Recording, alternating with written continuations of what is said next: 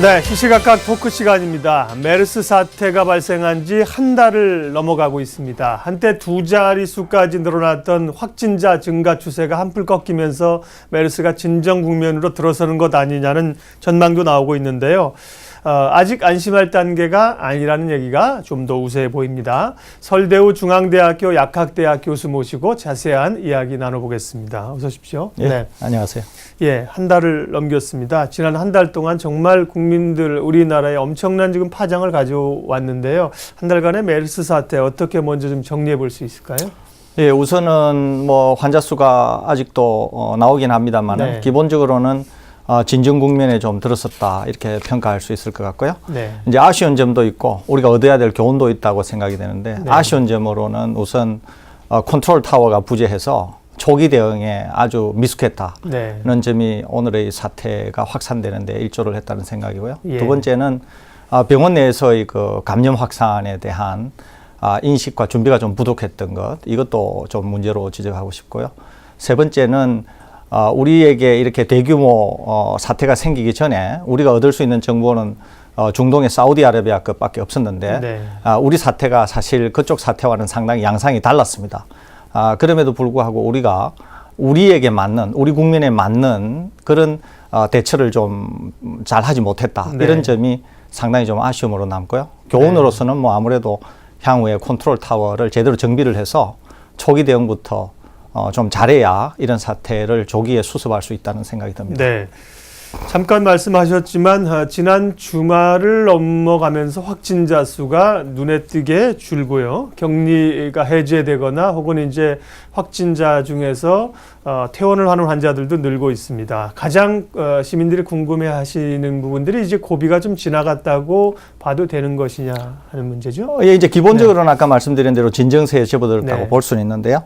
19일 날에 환자가 1명, 네. 그러니까 20일 날에 환자가 0명이 되었습니다. 네. 그러다 보니까 정부에서 이 확실히 진정세가 아니냐 이렇게 봤었는데 21일 날, 그 다음 날 환자가 3명, 네. 또 이제 오늘 환자가 3명 나오면서 이것도 뭔가 좀 꼬이면서 네. 얽히는 국면 아닌가 이렇게 생각이 되는데 기본적으로는 이제 진정 국면에 들어왔다고 생각은 되는데 그럼에도 불구하고 아직까지 우리가 굉장히 유의해야 될 대목은 많이 네. 있습니다. 그런 데서 큰 문제가 발생하지 않으면 진정 국면으로 들어가겠지만 아직도 이제 삼성 서울병원이라든지 또 이제 아산 충무병원이라든지 강동 경희대병원 같이 우리가 유의 깊게 봐야 될 병원에서의 추가 확진 사례 또 전혀 추적이 되지 않은 분들 중에서 환자가 나오면서 만일 그 환자들이 상당히 중증의 질환을 앓게 될 경우에는 또 많은 그런 추가 격리 조치가 필요하고 또 그분들을 통해서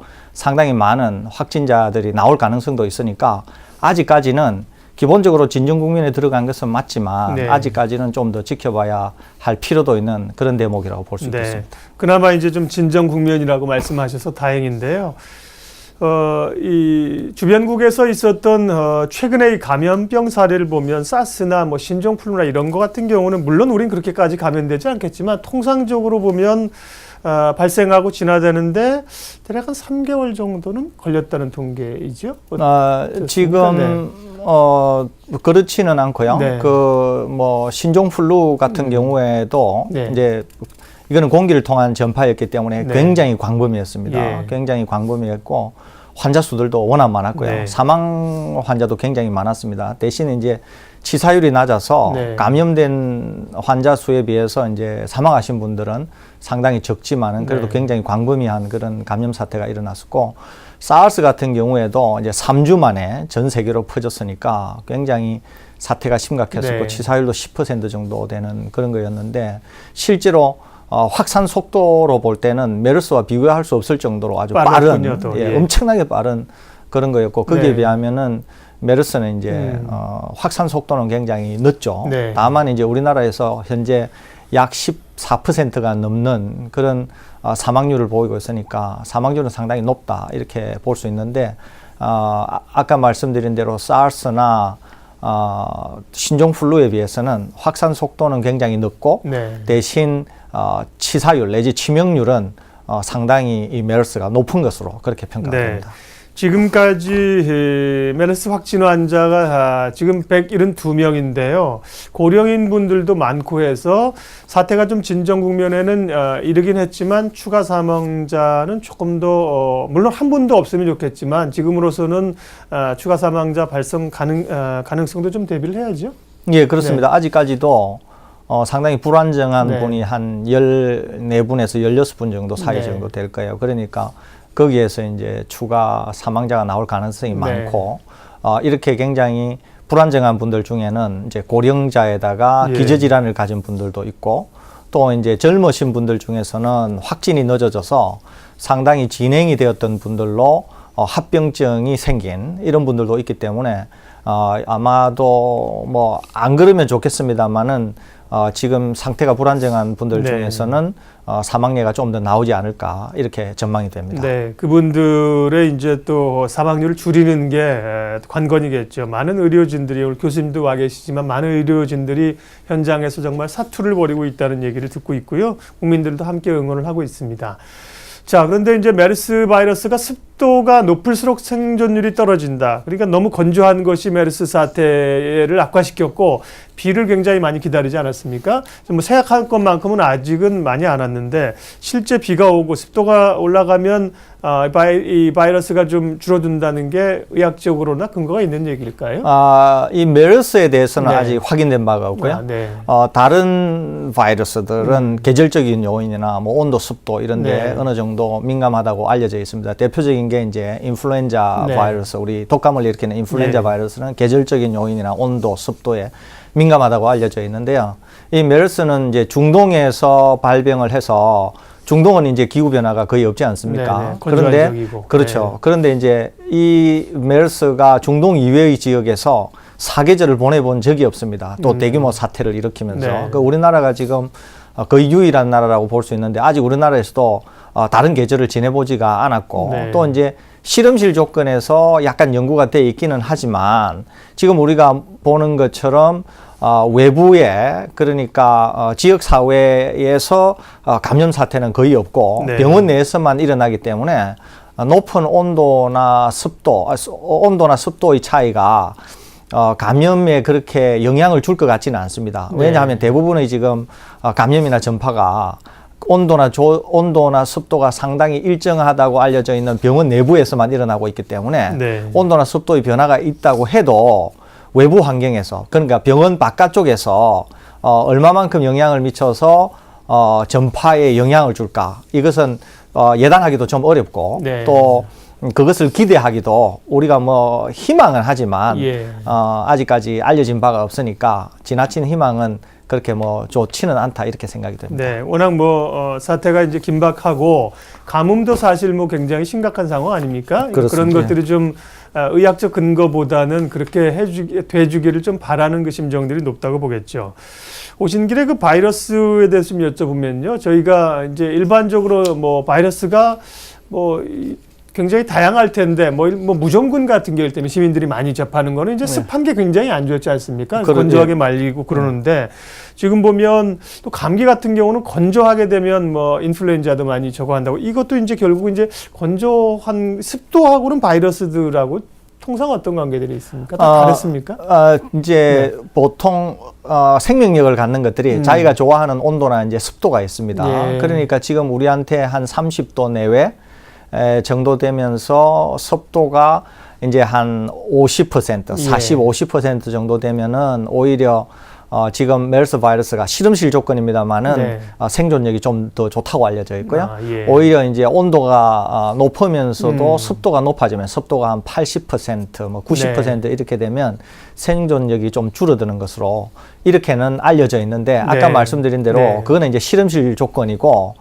실제 바이러스가 활동을 하면서 사람을 감염시키는 것은 지역사회와 같이 그냥 이렇게 공기 중에 네. 이럴 때 실제로 감염을 어떻게 일으킬 건가 하는 것은 전혀 알려져 있지 않고요. 예. 아까 말씀드린 것처럼 지금까지 메르스가 대부분 어느 나라에서나 병원에서 주로 감염이 되고 전파가 됐기 때문에 병원 내에서는 상당히 온도와 습도가 일정한 편이거든요. 잘 맞춰져 있어서 거기에서는 외부 조건과 다르기 때문에 이 온도와 습도가 어떤 영향을 미칠까 이것을 참 예단하기는 좀 어렵습니다. 예, 알겠습니다. 뭐 우리가 전염병들 이런 그런 전염 질병들을 겪게 되고 앞으로도 또 이런 가능성들이 있어서 좀 여쭤봤고요. 신종플루나 사스 때와 비교하면 메르스의 체내 바이러스 증식 속도가 대단히 빠르다, 훨씬 더 빠르다는 분석이 있어서 한 번 이제 확진 환자가 나오면 증세가 불안해지는 환자들이 많았는데요. 실제로 이 메르스 바이러스가 다른 바이러스 전염병들과 비교해 볼 때 그렇습니까? 실제로 이제 네. 바이러스든 모든 생명체든 네. 자기 고유의 그런 특징이 있습니다. 네. 이게 그래서 한 바이러스를 다른 바이러스와 네. 이렇게 비교하는 거는 굉장히 어렵습니다. 이게 네. 실제로 바이러스가 다르기 때문에 그러니까 가령 예컨대 같은 바이러스를 가지고 네. 건강한 사람과 건강하지 않은 사람 사이에서는 어떻게 네, 되느냐? 혹은 질병이 있는 사람, 없는 사람. 그렇죠. 그러니까 한 바이러스를 그렇게 네네. 비교할 수는 있지만 바이러스가 달라지면 서로 다른 바이러스는 다른 특징을 갖고 있기 때문에 그렇게 비교하기는 굉장히 어렵고요. 네. 기본적으로 이제 바이러스가 기대되는 만큼 자기가 그렇게 기대한 병증을 일으키면서 바이러스 측면에서 볼 때 잘 작동을 했느냐 이렇게 따져보면 사르스와 신종 인플루엔자 같은 경우에는 원래 이제 우리가 위험하다고 생각하는 그런 정도로 충분히 이제 위험했습니다. 그러는데 사르스는 우리가 위험할 거라고 생각한 걸 1이라고 하면 네. 우리나라에서는 2 정도로 이 녀석이 작동을 한 거죠. 그러니까 사실 다른 아까 사르스나 신종 인플루엔자 같은 경우에는 위험한데 그런 정도로 위험했다고 우리가 지금 평가하지만 메르스 같은 경우에는 우리가 1 정도 위험할 거라고 생각했는데 실제로 한 2 정도 위험했으니까 굉장히 우리나라에서는 예외적이면서도 상당히 우리에게 데미지를 많이 입힌 그래서 생각한 것보다는 훨씬 위험했던 것으로 이렇게 좀 평가할 수 있겠습니다. 네. 예. 메르스 사태 한 달을 지나면서 지금까지의 그 과정들 그리고 또 앞으로의 대응 방안들을 모색하고 있습니다. 중앙대학교 약학대학 설대우 교수님 만나고 있고요.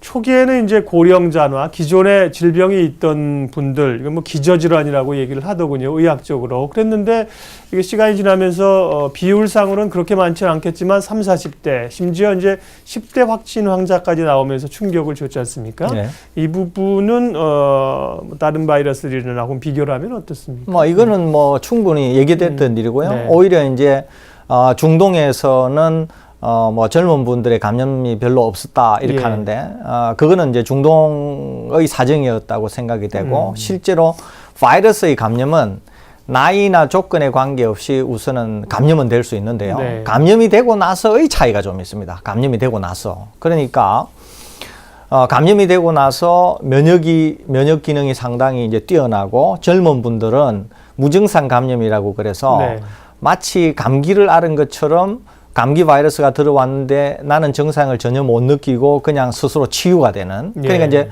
메르스 바이러스가 나를 침입했는데도 젊고 건강한 분들은 병증을 전혀 일으키지 않고 자연 치유가 되는. 이거를 무증상 감염이라고 하는데 젊은 분들은 이제 이런 분들이 많을 거고요.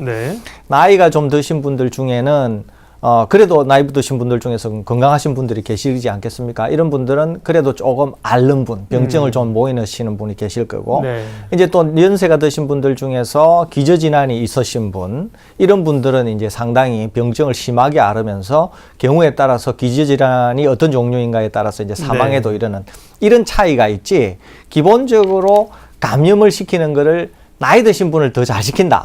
젊은 분들은 더 덜 시킨다. 이거는 아니고 다들 감염되는 비율은 비슷한데 그 감염이 되고 나서 병증을 보이는 것이나 또 이제 중증 정도로 가는 이런 데서 차이가 있는 것이지 감염 자체는 그렇게 큰 차이가 없을 것으로 평가가 됩니다. 자, 지금까지 이제 우리가 또 가장 우려하고 있는 것이 지금은 주로 이제 병원 내에서의 감염 혹은 이제 확진 환자를 통한 이런 어떤 감염이었는데 이게 이제 지역사회 감염에 대한 이제 명확한 경로가 밝혀지지 않은 환자들이 몇 명 있으면서 지역사회 감염에 대한 우려들이 굉장히 크지 않습니까? 그렇습니다. 근데 교수님 말씀 어쨌든 아까 대기중 감염이나 이런 것들은 아직까지는 확인이 안 된 상태다. 이제 초기에 사실 아주 미세한 그런 초기의 지역사회 감염은 사실 있었더랬었습니다. 그런데 이제 그분들이 더 대규모로 지역사회를 감염시키고 그러지는 않았었고 또 이제 지역사회 감염이라고 하더라도 그 초기의 분들이 잘 추적이 되고 잘 격리되거나 병원에 이제 격리 조치되고 하면서 이제 충분히 병원 내로 들어오셨기 때문에 지역사회의 감염은 이제 네. 생기지 않은 것이고요. 또 이제 일부의 확진 환자들이 잠복기 중이거나 또는 초기 증상을 막 보일 때 예. 지역 사회를 다니신 분이 계시잖아요. 그렇죠. 뭐 제주도에 여행을 갔다 오신 네. 분도 계시고 대구의 공무원이 자기 목욕탕을 가신 경우도 그렇죠. 있고. 그런 예. 경우도 있고 있었지 않습니까? 네. 그런데 이제 이런 분들이 지역 사회에 감염을 시킬 만한 충분한 그런 병증과 바이러스의 양을 갖고 있지 않았어요. 네. 그래서 이분들이 지역 사회의 분들을 접촉하기는 하셨지만 대규모의 바이러스를 배출하면서 실제로 병원 내에서 감염을 시킨 것과 같은 상황이 지역 사회에서는 생기지가 네. 않았어요. 소위 슈퍼 전파자는 아니었던 그렇죠. 말씀이시죠. 그래서 네. 지역 사회 감염의 우려는 있었고 초기에 추적이 되지 않아서 아주 미세하게나마 지역 사회의 감염이 있기는 하였습니다만은 지금 상황에서 돌이켜 보면 지역 네. 사회의 감염은 그 수준에서 종결이 되었고 이후에 지역 사회에 전파의 우려가 있었던 분들도 슈퍼 전파자로서의 특징을 갖고 있지 않아서 예. 그분들로 인한 지역 사회 감염의 가능성은 뭐 네. 거의 없다 이렇게 평가하는 것이 뭐 합당하다고 생각이 듭니다. 네, 적어도 지금까지는 그렇습니다. 다행스러운 부분이고요. 이 메르스와 관련해서 이제 중동의 사례들이 우리나라에 적용이 잘 되지 않고 있지 않습니까? 그렇습니다. 그러면서 이게 우리나라에서 특이한 양상들을 나타내고 우리가 메르스 감염자가 세계 2위라는 오명을 갖게 됐는데 한국형 메르스로 이것이 이제 토착할 가능성이 있습니까? 이런 데 대해서 이제 연구자들은 상당히 앞으로 연구를 진행하셔야겠네요. 연구를 해야 되겠지만 제 개인적으로는 네. 그럴 가능성은 제로입니다. 제로. 예. 제로인 이유가 왜 그러냐면 이제 그것을 네. 풍토병, 네. 즉 엔데믹 그 지역에서 계속 그러니까 올해는 우리가 메르스를 극복했는데 네. 또 내년에 또 우리나라에서 또 발병하고 또 한 네. 3년 있다가 우리나라에서 발병하고 이런 일이 있겠냐 하는 거거든요. 네, 그게 네. 이제 그 지역의 풍토병화 되는 것인데 네. 우리나라에서 풍토병으로 고쳐가 될 일은 전혀 없고요. 또, 예. 다만 이제 여행객이 중동을 갔던 여행객이 감염이 되어서 들어오는 사례는 앞으로 더 있을 것으로 생각은 됩니다. 예. 풍토병으로 고쳐가 되는 일은 왜 없느냐 하면 풍토병이 되기 위해서는 자연계상에 존재하는 숙주가 우리나라에 있어줘야 돼요. 네. 그러니까 이 메르스 바이러스의 원래 자연의 숙주는 네.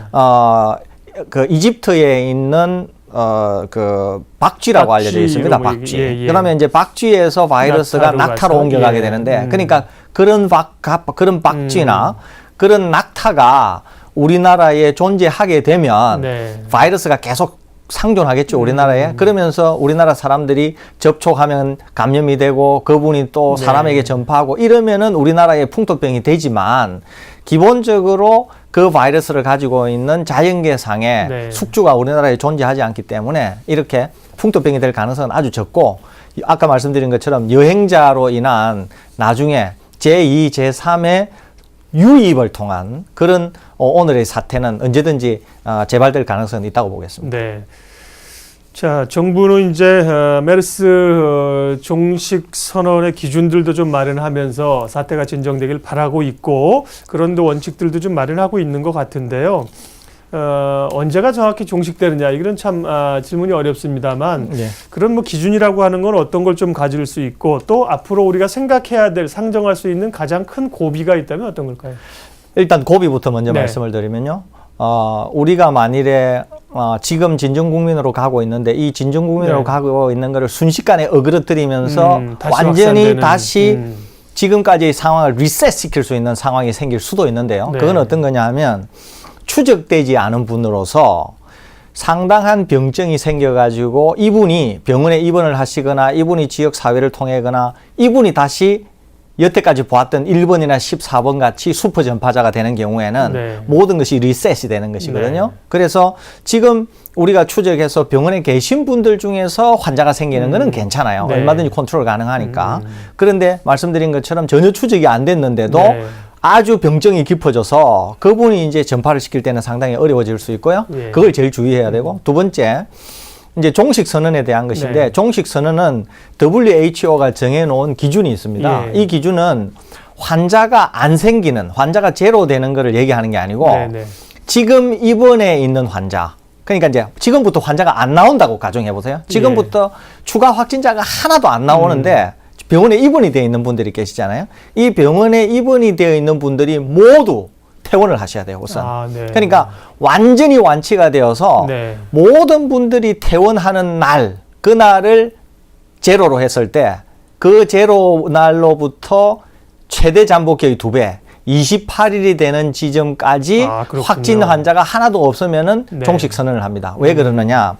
지금 입원되어 있는 환자 중에 계속 입원해 있는 이유는 바이러스와 싸우고 있기 그렇죠. 때문에 완전히 예. 회복 안 됐기 때문에 입원이 되어 있는 거잖아요. 그렇기 때문에 그 사이에 네. 그거를 돌보는 의료진이 감염이 될 수가 있잖아요. 그것까지를 고려하는 겁니다. 그래서 모든 환자들이 다 퇴원을 하고 퇴원하는 날로부터 28일까지 환자가 없으면 종식 선언을 하게 되니까 네. 지금 중증 환자까지를 고려하면 이분들이 다 퇴원을 해야 되고 그러고 나서 28일을 경과해야 되니까 종식 선언은 제가 생각할 때는 뭐 9월은 되어야 그러네요. 할 수 있지 않을까 이렇게 생각이 저희는 듭니다. 이제 사태가 좀 한풀 꺾였고 환자 수가 추가적인 환자 수가 좀 줄어들거나 나오지 않으면 곧바로 종식 선언이 가능할 걸로 봤는데 국제적인 기준이 다 단계별로 있고요. 충분한 시간들이 있어서 우리가 이제 완벽한 종식 선언이 있기까지는 꽤 좀 인내하는 시간이 필요할 것 같습니다.